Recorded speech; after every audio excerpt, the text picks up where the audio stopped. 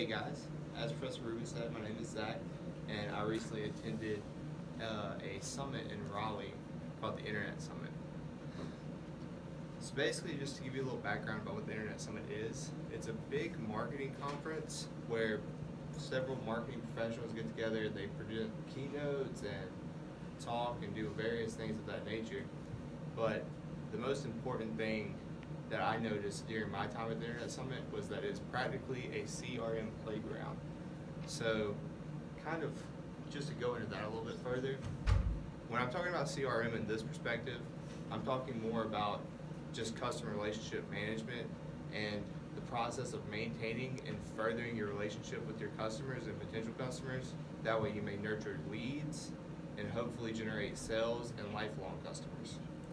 So at the Internet Summit, when I arrived, I noticed immediately a plethora of tablings, vendors, and other things like that. And there were actually more people on the floor at the tables than there were in the keynote speakers. And I was kind of wondering why. But then I began to realize they are actively selling their product to each other in a business-to-business manner. So marketing professionals would discuss their topics with other marketing professionals and then present the idea of, hey, why don't you buy my product? So I had an experience with IBM during this, and it was actually kind of interesting because I had no interest at all in anything they were selling. They were talking about Watson, and I have a basic understanding of what that is, but not a lot. So I looked like a fool when I wanted their mug that was on the table, and I walked up and asked, what is Watson? And the guy kind of looked at me like I was an idiot. And then he proceeded to scan my QR code. So everyone at the Internet Summit has like a lanyard and an ID. And on the ID is a QR code. And that is how they use their business-to-business skills, is they will scan that code, have all your information, your email, contact info, phone number, which they can then use to reach out to you. So I believe that this is kind of a fumble. So IBM committed a major CRM fumble with me. I didn't even know what they were selling, but for some reason they felt like they needed to get my information. So if they were to reach out to me later, I'll probably forget about the situation and feel like it's super intrusive. And I would probably never buy from them for any of my needs. So why would you waste your time to get my information? I feel like this is a concept of the past. It's a quantity of a quality thing, where a lot of the times people try to generate more leads rather than generating quality leads that can actually lead to the sales. Another practice of the past that was discussed during my time at the Internet Summit was mentioned by the Onion founder, Scott Dickens. He was, so if you don't know what the Onion is, it's a newspaper of satire.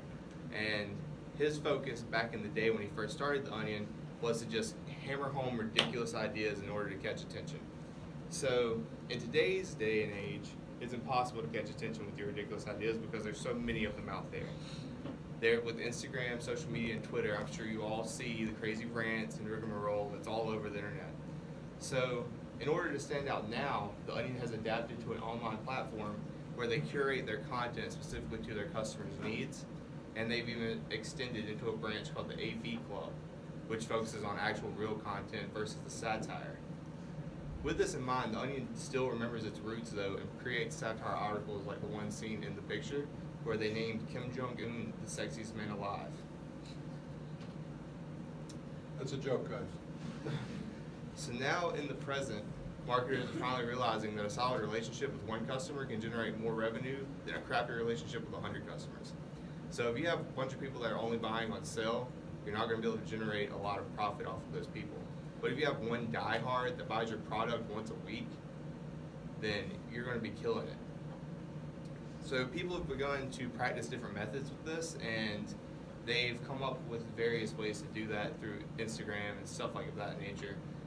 But Michael Barber had an interesting approach to it where he said he tries to treat his customers almost like he would his mom.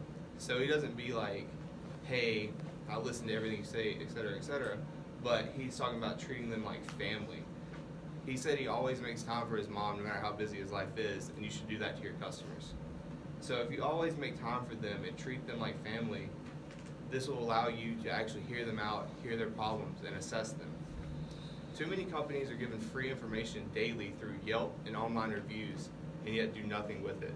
I specifically remember watching Kitchen Nightmares with Gordon Ramsay, and there are countless times where he talks about how on like Yelp, somebody will comment and be like, your food's trash, and then the owner of the restaurant will comment, you're trash, instead of saying, okay, I'll fix my food, or offering any type of incentive to bring them back in and let them try it again.